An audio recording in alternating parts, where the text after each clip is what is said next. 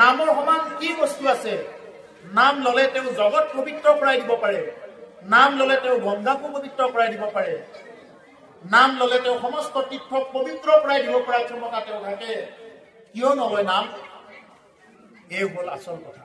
গতিকে প্ৰভুসকল এই কথাখিনি কোৱাৰ মূলতে হৈছে আমি যাতে নামৰ প্ৰতি বিশ্বাস ৰাখো, আমাৰ যাতে নামৰ প্ৰতি আনুগত্য থাকে, আৰু যদি নামৰ প্ৰতি আনুগত্য নাথাকে কাম নাই ন। সেইকাৰণে সেই প্ৰভুসকল যিয়ে সেইজন ঈশ্বৰ প্ৰভু ভগৱন্তক বন্ধু বুলি যাব পাৰিলে, এবাৰ যদি প্ৰভু ভগৱন্তৰ বন্ধু হৈ যাব পাৰিলে, কৈছে যে হৰিয়ে তেওঁক সকলো সময়তে ৰক্ষা কৰিব, তেওঁৰ জীৱনৰ পৰা বিঘ্নি দূৰ হৈ যাব। সেইকাৰণে ভকতসকলে আশীৰ্বাদ দিলে কয় যে আয়ুষত বিঘ্নি শূন্য হওক বুলি কয়।